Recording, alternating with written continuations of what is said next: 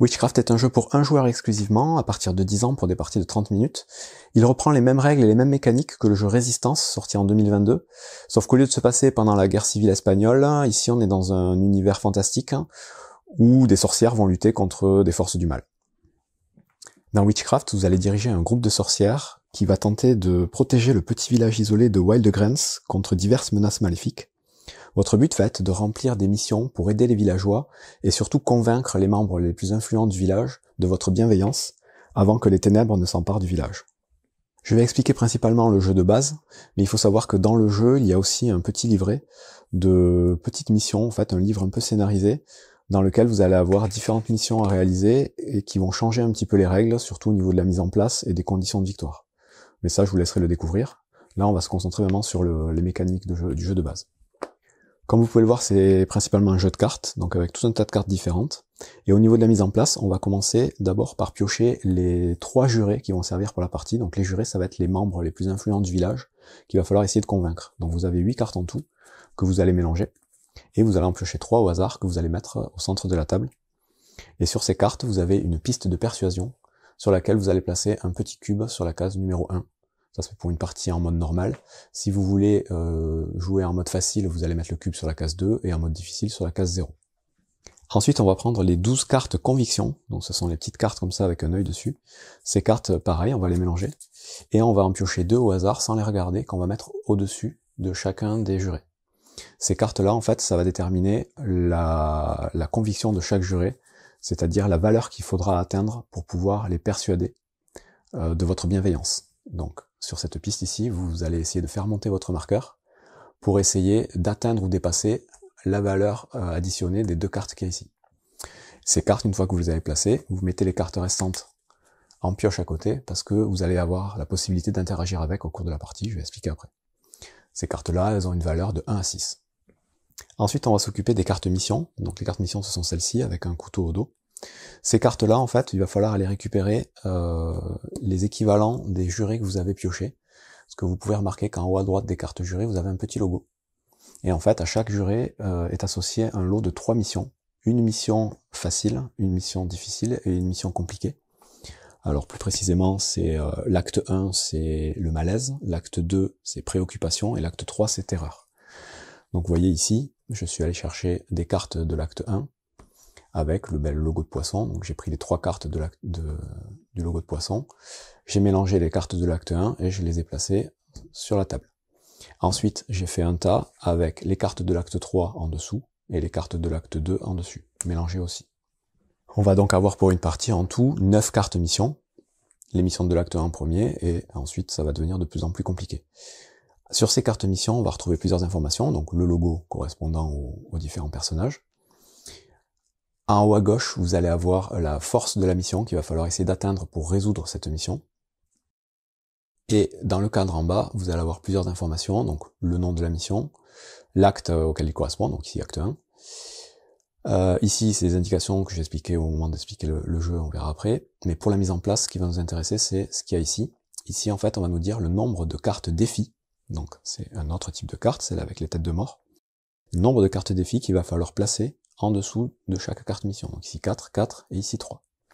Ces cartes défis, c'est le même principe. On va aller récupérer dans la pioche de cartes défis toutes les cartes qui ont le logo correspondant au juré. Donc à chaque fois, il y a 5 cartes défis qui correspondent à chaque logo. Et en plus de ces 5 cartes qu'on va prendre, donc en total il y aura 15 cartes, il y a aussi des cartes sur lesquelles il n'y a pas de logo. Donc là, vous voyez, celle-ci a un logo, c'est partie des 5, celle-ci n'en a pas. Donc des cartes neutres comme ça, où il n'y a pas de logo, il y en a 20. Donc vous allez prendre les 20 cartes neutres et les 15 cartes correspondant au juré, mélanger tout ça, faire une pioche, et piocher donc les cartes correspondant aux missions que vous avez placées. Ensuite, on va s'occuper de sélectionner les cartes sorcières qu'on va utiliser pour la partie. Donc pour ça, vous avez tout un tas de cartes sorcières. Au total, il y en a 28. Mais pour le jeu de base, vous allez supprimer les cartes sorcières qui ont un logo de lune. Donc il y en a 4. Celle-ci. Ces cartes-là, en fait, elles sont remises dans la boîte. Elles seront utilisées uniquement pour les missions scénarisées du petit livret que je vous ai montré au début. Pour la partie de base, on jouera avec toutes les autres cartes. Donc il y a 24 cartes. Ce tas, vous allez le mélanger. Et en fait, vous allez piocher les cartes 2 par 2 les révéler, et à chaque fois vous allez choisir une sorcière que vous allez prendre dans votre groupe de sorcières, et une sorcière que vous allez placer dans le deck de recrutement. Et vous faites ça à chaque fois, 2 par 2, jusqu'à ce que vous ayez passé les 24 cartes en revue. Donc vous allez vous retrouver avec 12 cartes qui vont constituer votre groupe de sorcières pour la partie, et 12 cartes qui seront les cartes recrues que vous allez pouvoir éventuellement recruter au fil de la partie.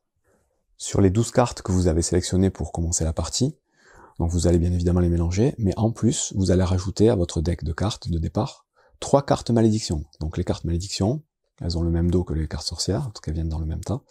Donc là, vous en prenez 3 au hasard, ça n'a aucune importance, le logo qu'il y a dessus. Et vous les mélangez avec votre deck de cartes de départ. Et ensuite, vous allez piocher 5 cartes pour constituer votre main de départ. Vous laissez votre pioche ici. Les 3 cartes malédiction qui restent, vous les laissez de côté. Elles serviront plus tard. Et les cartes recrues, vous en faites une pile ici. Il faudra laisser aussi une place à côté de la pile de recrues pour la prison. Parce que pendant la partie, je vais vous expliquer après, vous avez des sorcières qui vont pouvoir se retrouver en prison, que vous pourrez libérer, enfin, on va pouvoir interagir avec tout ça. Mais voilà, il faut le deck à jouer, le deck recrue et la pioche, la défausse prison. Enfin, dernier type de carte du jeu, les cartes villageois. Donc là, on a un petit deck de cartes. Ces cartes-là, c'est pareil, on les mélange et on les place en tas, à côté de l'aire de jeu, où vous voulez. Et ces cartes, en fait, elles vont représenter les différents villageois qui vont potentiellement pouvoir mourir pendant la partie. Et donc, il y aura aussi une zone de défausse qui s'appelle les âmes perdues. Et en fait, ça va être une des conditions de fin de partie que je vais expliquer, qui va nous faire perdre la partie s'il y a trop de villageois qui meurent au fil de la partie. Et donc on est bon pour la mise en place. Une partie de Witchcraft va se jouer en plusieurs manches, pendant lesquelles donc vous allez jouer vos cartes sorcières et faire tout un tas de choses. Et la partie s'arrêtera soit quand vous allez atteindre une condition de défaite, et il y en a plusieurs, soit quand vous allez décider d'aller confronter les juges pour voir si vous avez réussi à les convaincre et voir à quel niveau vous avez remporté ou pas la partie. Avant d'expliquer plus en détail un tour de jeu et les différentes actions possibles, je vais vous expliquer un peu plus précisément les cartes sorcières, comment elles sont composées. Donc vous allez avoir en haut de la carte le prénom et le nom de chaque sorcière, et vous allez vite vous apercevoir que il y a souvent plusieurs sorcières de la même famille. Et au moment de sélectionner vos cartes, en début de partie, il va falloir faire attention à ça, parce que le plus souvent, les sorcières de la même famille vont interagir entre elles. Donc vous le verrez dans les effets qui est en bas, mais plus vous avez de sorcières de la même famille, plus votre jeu sera efficace a priori. Et ensuite, vous remarquez que ces cartes, elles sont toujours divisées en 2 parties, une partie gauche et une partie droite. La partie gauche, c'est la sorcière quand elle reste cachée, et la partie droite, c'est quand on révèle la sorcière. Évidemment, une sorcière qu'on va révéler va être plus puissante que la sorcière cachée. Par contre, quand on va jouer une carte sorcière révélée, à la fin de son tour, elle va se retrouver en prison. Si on joue une carte sorcière cachée, à la fin de son tour, elle va dans sa défausse, et on pourra la repiocher plus tard quand on remélangera son deck. Comme je vous ai dit, au début de chaque tour, on va piocher les 5 premières cartes du deck, on va les regarder, et on va jouer des cartes. Quand on jouera la carte, c'est à ce moment-là qu'on décidera si on la joue cachée ou révélée. Et en fait, on va la jouer soit à gauche, soit à droite devant nous, pour voir de quel côté on va activer ses capacités. Sur la carte sorcière, on va retrouver donc une valeur de force, qui va être différente entre révélé et caché. Et ensuite, on aura éventuellement un pouvoir, ou pas, de temps en temps il n'y en a pas, qui va se déclencher quand on va jouer les cartes. Voyons maintenant comment va se dérouler un tour de jeu. Le tour de jeu va être découpé en 6 phases, et la première de ces phases, ça va être de jouer des cartes sorcières. Donc vous avez vos 5 cartes sorcières en main, potentiellement vous allez piocher aussi des cartes malédiction. Donc les cartes malédiction, comme celle-ci, quand vous les piochez, en fait, elles servent juste à vous limiter votre nombre d'actions, et donc à vous pourrir un peu votre main. Par contre, si jamais, au moment de la partie, vous piochez dans votre deck de sorcières 5 cartes malédiction directement, c'est une des conditions de fin de partie. Et donc vous perdez directement la partie. Quand vous décidez de jouer une carte sorcière, donc à cette première phase d'un tour, vous décidez donc si vous la jouez face cachée ou face révélée, et vous pouvez décider d'appliquer leur effet. Donc c'est facultatif, vous n'êtes pas obligé de le faire. De même, vous n'êtes pas obligé de jouer toutes vos cartes sorcières, parce que vous allez aussi pouvoir jouer des sorcières à la 3e phase du tour. Donc là, vous choisissez les cartes qui vous intéressent de jouer tout de suite. Par exemple, celle-ci, si je la joue cachée, elle me dit que je peux découvrir une carte défi. Donc les cartes défi, ce sont les cartes qui sont sous les missions. Par défaut, elles sont toutes cachées. Si je joue cette carte ici, hop, je peux révéler une carte au choix. Et ça va me permettre d'anticiper un petit peu mes futures actions.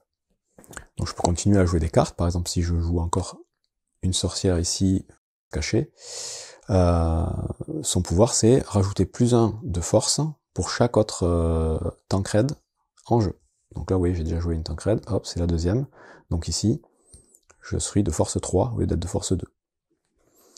Celle-ci, par exemple, si je la joue face révélée, ça me rajoute 1 point de pouvoir par carte malédiction dans la pile de malédiction. Vous voyez, la pile de malédiction, elle est ici. J'ai 3 cartes, donc ici, elle aurait 6 de force. Et je peux décider de m'arrêter là, il me reste 2 cartes encore à jouer, pour passer à la deuxième phase du tour. La deuxième phase d'un tour de jeu va consister à sélectionner une mission qu'on va essayer de résoudre pendant le tour. Donc pour sélectionner ces missions, la première chose qu'il va falloir regarder, c'est les symboles qu'il y a en bas au centre de chaque carte. Ces symboles, ils peuvent être de 4 sortes. Les symboles de défaite, les symboles de succès. Donc ça va être au moment où on résoudra la mission. Si on n'a pas réussi, l'effet va se déclencher. Si on a réussi un succès, l'effet de succès va se déclencher. Donc c'est intéressant de savoir ce qui va se passer si on y arrive ou si on n'y arrive pas. Et les autres symboles qu'il va y avoir sur ces cartes, eux, ils seront importants à cette phase-là, la phase 2. C'est le symbole donc choisi. Celle-là, c'est si on choisit cette mission, tout de suite, l'effet va se déclencher. Donc pareil, il faut le lire. Et le dernier symbole, c'est le symbole non choisi. Et là, c'est l'inverse. C'est si on choisit une autre mission que cette carte, alors qu'elle est en jeu, mais on va appliquer tout de suite l'effet non choisi de cette carte. Et s'il y a plusieurs effets non choisis, on va tous les appliquer. Donc voilà, il faut regarder en priorité ces petits effets-là avant de sélectionner une mission. Autre chose à regarder important, c'est la valeur de force en haut à gauche de chaque carte mission, parce que ça, en fait, ça va être la valeur qu'il va falloir atteindre avec la force de sorcière qu'on aura jouée pendant le tour, pour pouvoir réussir la mission. Enfin, la dernière indication à prendre en compte sur les cartes missions, c'est le petit logo qui est en bas à droite. Ça, en fait, ça va nous dire le nombre de points de persuasion qu'on va gagner si on arrive à résoudre la mission. Et à chaque fois, on a 2 valeurs. La valeur de gauche, c'est si on décide d'utiliser ces points de persuasion sur le juré correspondant à la carte. Donc vous voyez ici, c'est ce symbole. Ça veut dire que ce serait ce juré-là. Si je réussis cette mission, j'avancerai de 2 cases sur ce juré-là. Mais je peux aussi choisir d'avancer sur un des 2 autres. Et dans ce cas-là, j'avancerai que d'une case. Même chose pour tous les autres. Celle-ci, c'est le symbole de croix. Si j'arrive à résoudre cette mission, je pourrais avancer de 2 sur le juré avec la croix, ou de 1 sur n'importe quel autre juré. Donc les cartes ne seront pas nécessairement, là c'est le cas, mais elles ne seront pas nécessairement associées directement au juré. Quand on va les piocher, comme elles ont été mélangées, il pourrait y avoir la carte poisson ici, alors que le juré poisson est là. Une fois qu'on a décidé quelle mission on voulait essayer de résoudre pour ce tour, on va tout de suite dévoiler les cartes défis associées à la mission. Donc si je choisis cette mission par exemple, je dévoile toutes les cartes qu'il y a en dessous. Et ces cartes-là, on va les regarder et on va pouvoir interagir avec et essayer de les résoudre aussi avant de résoudre la mission. Les cartes défis, quand on est en train de résoudre la mission, on considère qu'elles sont toutes actives et on va retrouver exactement les mêmes symboles que j'ai expliqués au milieu des cartes mission. Les symboles succès, les symboles défaite, les symboles choisis et éventuellement non choisis. Les symboles choisis, on considère qu'ils s'appliquent tout de suite. C'est-à-dire que là, quand j'ai dévoilé les cartes, je considérais que j'ai choisi ces cartes. Donc ici, par exemple, on nous dit que on ne peut pas résoudre la mission tant qu'il y a des squelettes dans la zone de défi de cette mission. Et en plus, on rajoute 1 de difficulté pour chaque sorcière qu'on aura joué cachée à ce tour. 1 de difficulté au squelette. C'est pour ça qu'il y a une petite étoile ici. Une fois qu'on a pris connaissance des cartes défis, on va pouvoir passer à la 3e phase. Et la 3e phase, c'est la même que la première, c'est-à-dire on va pouvoir continuer à jouer des cartes sorcières de notre main pour essayer d'appliquer les effets et d'augmenter nos forces pour essayer ensuite de résoudre les défis et la carte mission. Donc on a tout intérêt à jouer un maximum de cartes de toute façon parce que on ne garde pas de cartes d'un tour à l'autre. Toutes les cartes qu'on aura en main à la fin du tour seront défaussées. Par contre, il faut bien choisir donc de les jouer soit cachées pour qu'elles reviennent dans notre défausse, soit révélées, et dans ce cas-là, elles sortiront du jeu, elles iront en prison. Donc admettons, je vais jouer comme ça. Et la phase 3 est terminée. On passe alors à la quatrième phase du tour, c'est la phase de résolution des défis et de la mission. Pour ça, la première chose à faire, ça va être d'additionner la force totale des sorcières qu'on aura jouées. Donc là, voilà, j'ai pas tenu compte des effets, donc je sais pas trop, mais on va additionner tout bêtement. Les cartes sorcières cachées, c'est 2 plus 2 plus 1. Les cartes sorcières révélées, c'est 2 plus 3. Donc ça fait au total 5 et 5, 10. J'ai 10 de force à utiliser pour résoudre les cartes défis et la mission que j'ai choisie. En priorité, on va commencer par résoudre les cartes défis. Donc là, c'est le même principe, elles ont une valeur de force à atteindre pour pouvoir les réaliser. Donc ici, les squelettes, on nous a dit que ils avaient plus 1 de difficulté par sorcière cachée. Donc ils ont 2, plus 3, ils ont 5 de difficulté. Ça veut dire que si je veux résoudre cette carte, je suis obligé d'utiliser 5 de mes points de force. Le problème, c'est que si je le fais pas, je ne pourrai pas résoudre la mission. Parce qu'on me dit bien que tant qu'il y a des squelettes ici, la mission, je ne peux pas la résoudre. Donc je le fais, je soustrais donc 5 points de force à mes sorcières, et je résous cette carte. Les cartes qu'on résout, on les met dans la défausse, à côté de la pioche des cartes défis. Donc celle-ci, c'est fait, il me reste 5 points à utiliser. Avec ces 5 points, je peux par exemple essayer de récupérer cette carte. Cette carte, c'est un familier. Les familiers, ils ont tous un petit effet, donc il faudra lire, qui est écrit ici. Et en cas de succès, tout simplement, on récupère la carte et on la met dans notre zone de jeu, et elle restera dans notre zone de jeu jusqu'à ce qu'on utilise l'effet ou qu'on nous dise autre chose. Donc ça, c'est des cartes qui vont nous aider pour le reste de la partie. Donc là, pour récupérer cette carte, il faudrait que j'utilise 2 de force. Si je le fais, je vais passer à... Il va me rester 3 de force. Et 3 de force, vous voyez que j'aurai pas cette force pour résoudre la mission. Donc là, je vais pas le faire, je vais la laisser là. Celle-là non plus, je vais pas la résoudre. Par contre, je me suis occupé des cartes défis, maintenant je peux m'occuper de la mission en elle-même. Il me reste 5 points de force. Je les utilise pour résoudre la mission. Donc s'il y avait un effet de succès, j'aurais fait ce qui a marqué dessus. Là, l'effet de défaite, il s'applique pas, puisque la mission est résolue. Je la défausse. Et j'ai fini le tour. Et une fois qu'on a résolu tout ce qu'on pouvait, on va s'occuper de regarder tous les effets de défaite des cartes qui vont rester. Donc si j'avais pas résolu la mission, j'aurais résolu sa défaite. Là, j'ai pas résolu cette carte, je vais résoudre sa défaite. Donc sa défaite, elle me dit de perdre une carte villageois, et que si je pioche la carte 0, je la mélange et j'en pioche une autre. Donc là, je prends la première carte villageois du deck villageois, je la retourne, et là, vous voyez que j'ai perdu 2 villageois. Dans les effets négatifs possibles qu'on peut avoir avec, que ce soit les cartes défis ou les cartes missions, on a donc la perte de villageois, on a le fait de devoir piocher une malédiction. Donc si on doit piocher une malédiction, on la prend dans la pile de malédiction ici, et on la met dans sa défausse de cartes sorcières, qui reviendra dans le jeu plus tard. Si on nous demande de perdre un villageois, on fait ce que je viens de faire, donc on retourne une carte. Il y a juste un cas particulier, c'est si on retourne la carte 0 villageois. Dans ce cas-là, cette carte, on la laisse pas en défausse, on la remélange tout de suite dans le tas de villageois. Et on pourrait éventuellement la repiocher, ça c'est le petit joker qu'il y a dans le deck de villageois. On peut aussi, avec les effets négatifs, perdre de la persuasion sur une des cartes jurées, donc là on recule notre marqueur. On peut aussi nous demander de perdre des sorcières cachées. Dans ce cas-là, on va prendre toutes les sorcières qu'on a jouées cachées, on va les mélanger, et on va en choisir une au hasard, qu'on va retirer du jeu. Enfin, si on n'a pas réussi à résoudre la mission, la carte mission, donc on va appliquer l'effet négatif, et on va retourner la carte mission ici, et en fait cet emplacement de mission sera bloqué jusqu'à la fin de la partie. Et donc là c'est la fin de la phase 4 de tour, et à cette fin de phase, il peut y avoir 3 nouvelles conditions de défaite qui peuvent mettre fin à la partie complètement. La première, c'est si c'est la deuxième carte mission qu'on n'arrive pas à faire, donc admettons j'avais déjà raté celle-là, je rate celle-là, tout de suite c'est la fin de la partie, on a perdu, on cherche même pas. Deuxième condition de défaite qui peut se passer, c'est si jamais on perd des villageois, et que c'est le 5e villageois qu'on perd, donc admettons on est à 2, plus 2, et là on pioche le 5e, c'est perdu aussi. Et la dernière condition de défaite qui peut s'appliquer à ce moment-là, c'est si on nous demande de piocher une carte malédiction, pour la rajouter à notre deck, et qu'en fait il n'y en a déjà plus, qu'on les a déjà toutes dans notre deck. Donc si on doit en piocher une et qu'il n'y en a plus, c'est la défaite aussi. Si par contre on n'a déclenché aucune condition de défaite, on peut passer à la 5e phase du tour de jeu, et à cette phase-là, tout simplement, on va juste devoir décider si on veut aller confronter les juges ou pas. Si on veut aller les confronter, ça va mettre fin à la partie. On va juste regarder si notre persuasion est bien au bon niveau par rapport aux cartes conviction. Je vais l'expliquer après. Si par contre on décide de ne pas les confronter tout de suite, là on continue le jeu et donc on passe à la sixième phase du tour.